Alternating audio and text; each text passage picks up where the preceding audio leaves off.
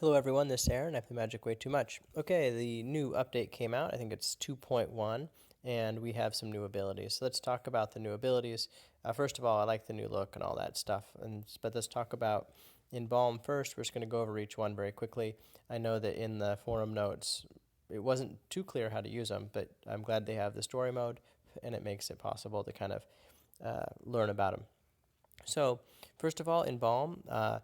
When your card is discarded or destroyed, here we go. When a creature with Embalm is in the graveyard, it activates one or more gems on the board. When one of its activated gems does match, the creature is exiled and a token copy of the creature is placed on the battlefield. The token also gains a zombie subtype.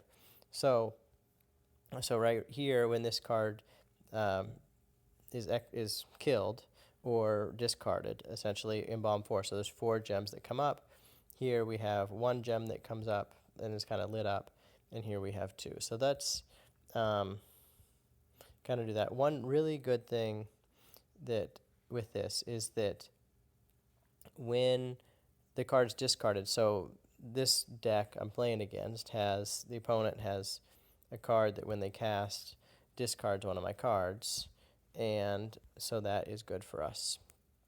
And so I'll just play this long enough to see the ability, and then we'll move on to the next one. So there we go. I discarded a card that had Embalm, and so when that is broken, this creature comes back. So perfect timing. That goes, and because that gem was broken, or whatever you want to say, I get that as a zombie. So let's wait until I can see it, and I'm glad it didn't die there. No, well, it did. But if we would have looked at it, it would have had zombie on there. And yeah, it's a good way to get cards out for free, especially with black. There's lots of discard your own cards. So we could have discarded our own cards and then matched them, and then we would have been just fine. And I mean, all the creatures would have come out without having to cast them, and that saves a lot of work there. Here we have the second one, and we're going to talk about Exort. Exort is something we've really seen before, which is just a gem with a countdown. We've seen it in green with a few different cards. So we've seen it other places too. But there's a lot of Exort cards now, and let's take a look at kind of how it works. So when a creature with Exort's on the battlefield, the gem is activated with cooldown, indicating the number of turns.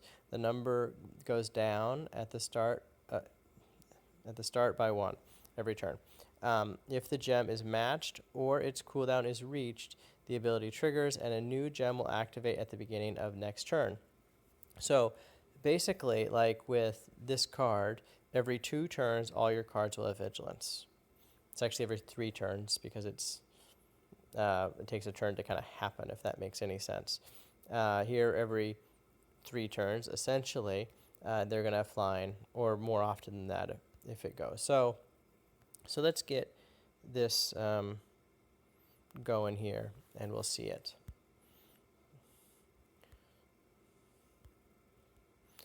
So now we have 1 of them out, 2 of them out, good.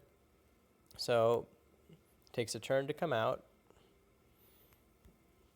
Now they're there. We can see that when that's matched, and that refers to the first one because it lit up, each creature gets vigilance, and so that's match it. All of our creatures get vigilance. The other one got matched too. It gains flying. And I have another turn. But the nice thing about this is that once they get activated, it comes back. So I popped both those gems last turn, and this turn, whenever my turn starts, there they go again. So again, they will happen over and over and over again. So that's a good thing. And I want to show one other thing just while we're here. I wanted to show the abilities. These are going to be our new planeswalkers that we'll have the ability to buy and things like that very soon. And our ability here summon basically a 4/4 with reach. The next one, Forged by Might, target creature you controlled is exiled, so that means it can't come back. You don't get any of the Embalm abilities. And then all your other creatures get its power plus 3/3. So if I do it to this 2/2, all my other creatures get 5/5. All my other creatures get 6/6. So it's actually, mathematically, I think the best way is to do your highest powered creature, because then everything gets plus 6/6, and it works out. And here, this is a creature we're going to have in a second too.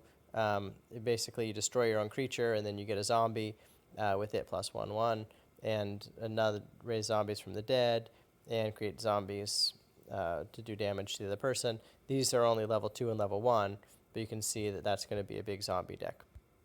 So I just kind of wanted to show the new Planeswalkers, why they're showing them to us. The zombies, I haven't looked closely enough to see all the zombies that they have. So that, I think, could be really powerful, though. And the first ability, the one we're playing with, I really like. I think that the 4/4 reach, who really cares? I mean, in the long run, there's lots of things that give you 4/4. But the second ability can really be used to max out your creatures very quickly. If you had just a lot of creatures in your deck and you just kept killing them, so you had room for another one.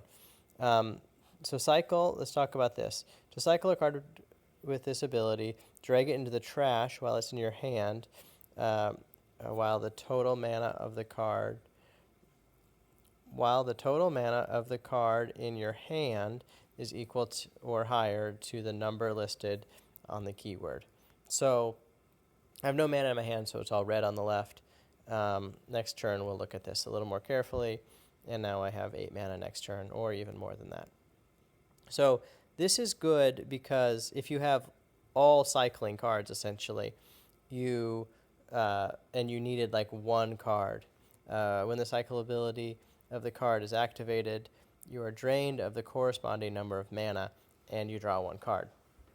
So if I desperately need like a kill creature card, and I just have to find it, essentially, I would, not that those need to be exiled, but that's not my kill creature card, so I'm going to get rid of it, and I'm drawing another card. That's not the one I need either, and so I am going to exile it and look for my kill creature card. You get the idea, and I still have 4 cards. It just keeps going, right? Here, well, that's not, my opponent doesn't have any supports in this deck, so I do that, and I get some use out of it because I get to draw another card. Now, this is good in that you can continue to draw, and sometimes when you're cycling cards, you get a unique benefit, like do some damage or gain some life. It's bad in terms of, what if I just prevent damage doesn't do anything for me because I'm playing against a creature list and I want to get rid of it. Oh, it's going to cost me a mana to get rid of it, and I have 6 cards in my hand for pretend, and now I just lost a mana because it wasn't effective. So do you see kind of how it works? It could be good in drawing the right card. It could cost you extra mana, but also you have to have the mana in there, so you kind of need to be able to save it, things like that. That's how it works, though, and that was the one I really had a lot of trouble figuring out how it would work, and that makes some sense. And they're very specific on doing this exiles your card, and as opposed to discards and things like that, because with the other cards returning from your graveyard. So, please like and subscribe. Sorry I haven't made more videos recently. I really was waiting for this new update. I was waiting for something a little more exciting to happen. I'm sure you kind of know what I mean. And so like and subscribe, and I hope you're having a good day. Bye.